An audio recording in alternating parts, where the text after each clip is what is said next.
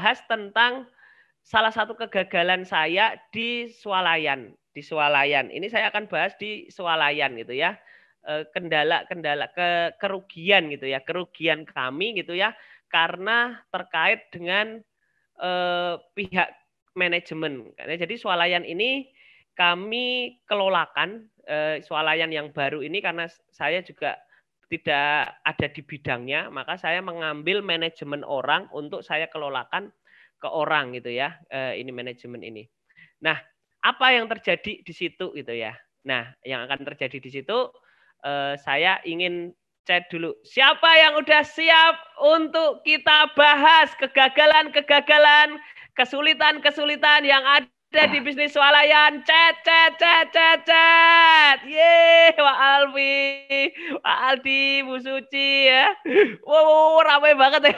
Ada berapa ini? Ada 250. Pak Iwan, gas. Mbak Siska Martin, ya, Mbak Andita, Mbak Nurul, Mbak Veronica, Bu Lena, Mbak Dian, Pak Jiti, Bu Mundi, Mbak Linda, Mbak Revi, Mbak Nando, Pak Nando, Kak Idir, Pak Hana, Pak Irlambang, Mas Indra.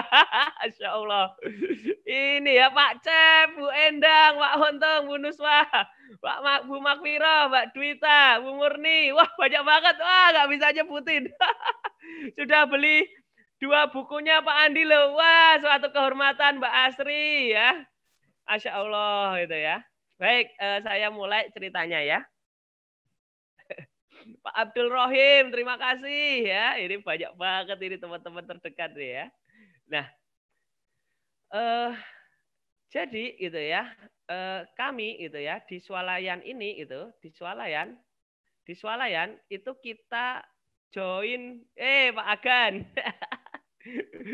Kita ini adalah unit bisnis gitu ya. Kita modal gitu ya. Kita modal tempat, modal bangun itu juga ya. Kita bangun itu ada 700 meter ya. Yang ini adalah hasil kerja keras kita selama dari 2013 sampai 2015 itu jadi swalayan ini gitu ya. Saya jadi punya tanah 700 meter, saya bangun swalayan, saya bangun ruko ini ya. Ini ini jadi salah satu unit bisnis ini ya. Nah, ini unit bisnis ini adalah join pengelolaan dengan orang itu ya yang terbiasa mengelola manajemen. Ya, jadi unit bisnis ini terbiasa mengelola manajemen swalayan gitu ya khusus. Nah, ini mas saya yang memimpin di sini gitu ya, memimpin di ini adalah mas saya itu.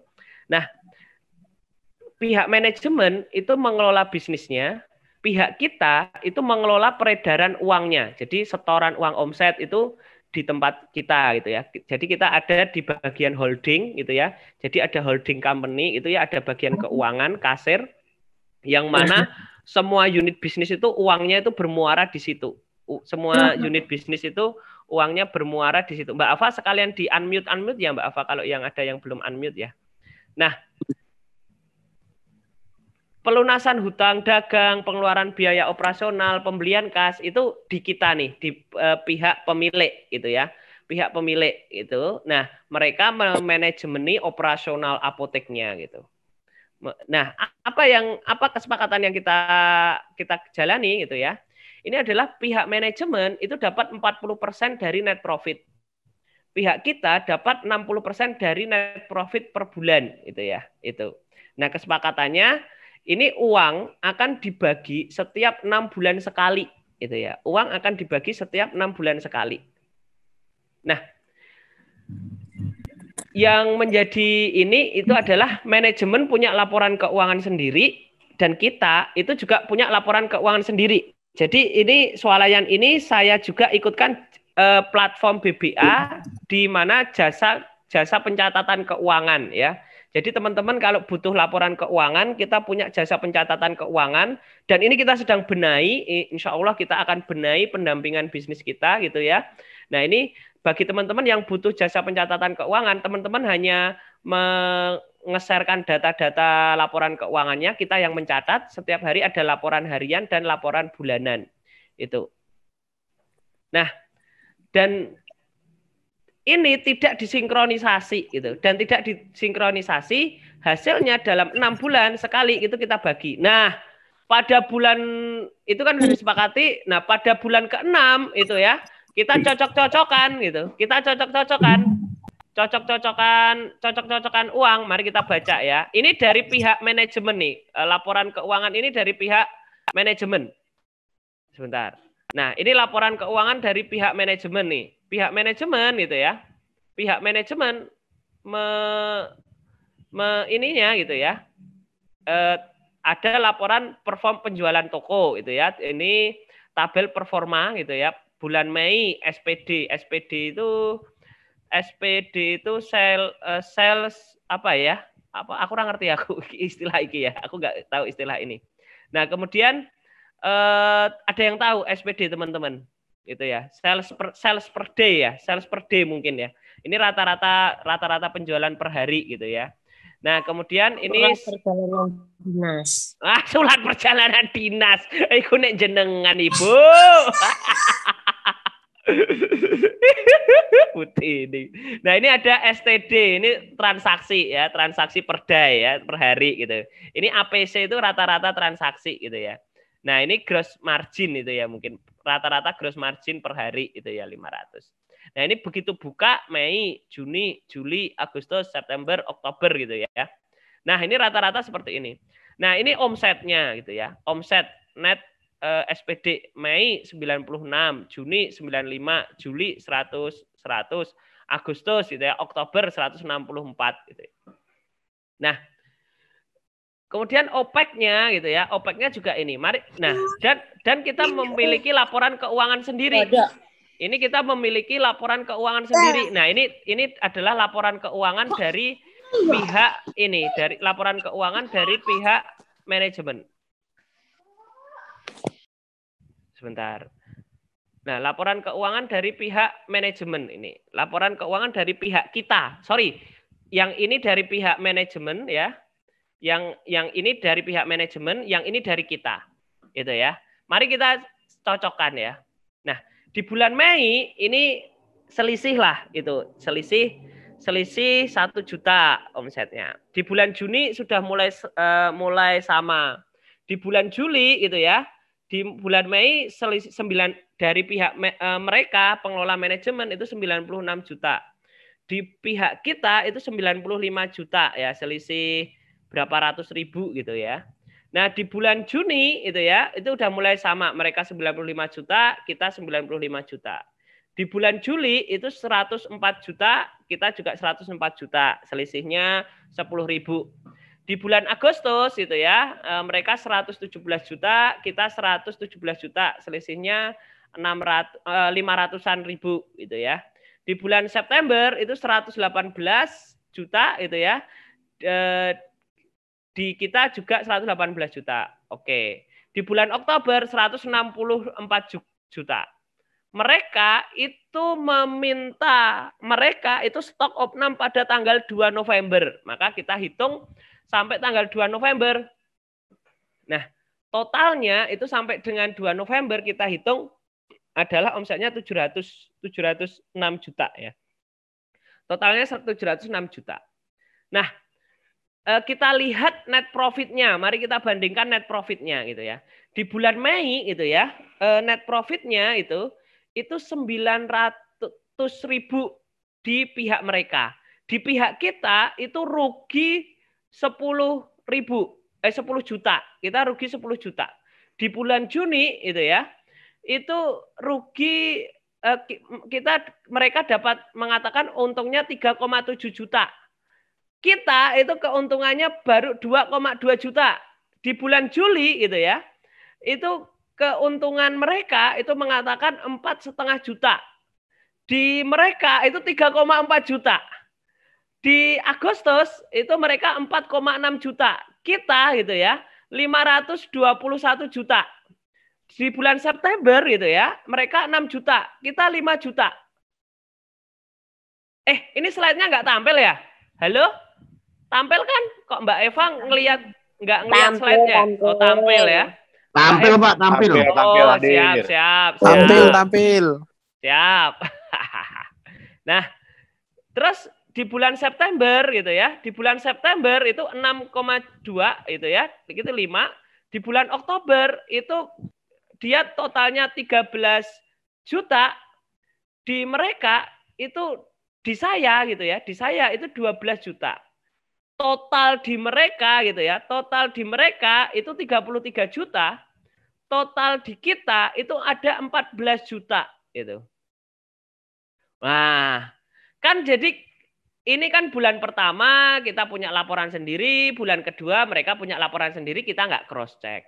Bulan kedua kita punya laporan sendiri, dia punya laporan sendiri, kita nggak cross check.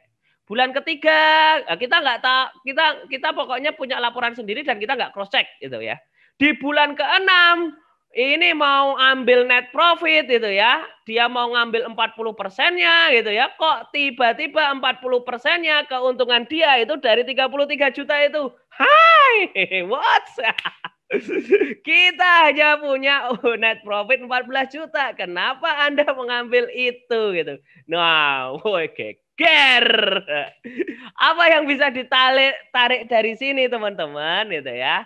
Maka ketika teman-teman punya pengelolaan manajemen gitu ya, itu harus disepakati tuh laporan keuangannya gitu. Itu laporan keuangannya yang mana? Nah, kita turut tuh, kita ternyata akhirnya ada selisih 19 jutaan dari sini gitu ya. Selisih 19 juta. Nah, maka kemudian kita lihat apa sih sebenarnya gitu ya. Apa sih sebenarnya gitu. Maka dia menganggap gitu ya, dia beban marketing, ini laporan keuangan kita, beban marketing 8,1 juta itu dia tidak masukkan di dalam biaya operasional. Kenapa? Karena di perjanjiannya gitu ya, di awal itu dia sudah melakukan perjanjian bahwa biaya marketing itu kita tidak, biaya marketing grand opening itu kita tidak melakukan, tidak masuk ke biaya operasional, dan itu ditunjukkan di draft di draft penawaran mereka dulu gitu ya ketika mengelola retail ini. It's okay gitu ya, it's okay gitu. Oke. Terus itu kan cuma 8 juta. Biaya marketing kan cuma 8 juta. Nah, apa yang ternyata yang belum? Ternyata biaya penyusutan ini, teman-teman. Kita gitu ya, kita sepakat gitu ya. Kita nggak menyepakati gitu ya. Kita nggak menyepakati ada biaya depresiasi dan ada biaya sewa. Nah, ini biaya penyusutan ini saya gunakan gitu ya. Saya minta untuk ada penyusutan dan sewa itu untuk apa gitu? Untuk ya memang kan kita ruko dari kita gitu ya, dan penyusutan kan untuk dari penyusutan yang selama 5 tahun itu gitu ya. Nah dari sinilah teman-teman saya gagal gitu ya. Dari sini saya menganggap gitu ya. Coba menganggap bahwa wah kalau gitu ya luar biasa sekali dengan misalnya modal retail gitu ya, modal retail swalayan itu 300 juta gitu ya. Setahun kita cuma dapat dari perhitungan itu tidak dari net profit itu, dari bagi hasil itu ya, dari bagi hasil itu kita ini misalnya 33 berarti kita 20 juta selama berapa bulan itu? 1, 2, 3, 4, 5, 6 berarti walaupun nanti ada kenaikan ya di fasenya. Tapi kalau dihitung gitu, maka potensi balik modalnya itu berapa ini gitu, berapa tahun gitu. Nah, kalau di dalam bisnis ini hitung-hitungan gagal gitu.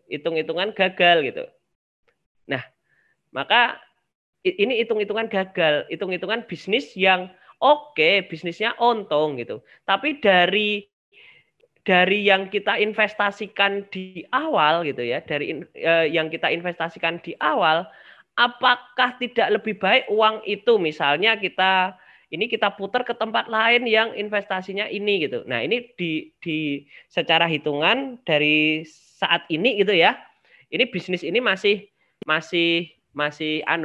bagi saya salah satu kegagalan saya yang dalam seorang pebisnis itu iyalah dapat untung gitu, tapi anggapannya gagal gitu. Coro kasar itu cara kasarnya, cara ininya, kalau aku punya modal 300 juta, daripada saya buatkan swalayan, saya masukkan deposito, setahun dapatnya berapa gitu. Walaupun itu riba juga ya, terlepas dari riba apa itu, tapi bahasanya adalah harusnya ketika kita berinvestasi di bisnis gitu ya. Mau buka apotek tapi bingung harus mulai dari mana? Buku ini berisi strategi jitu dengan metode yang mudah dipahami untuk scale up bisnis apotek Anda. Dapatkan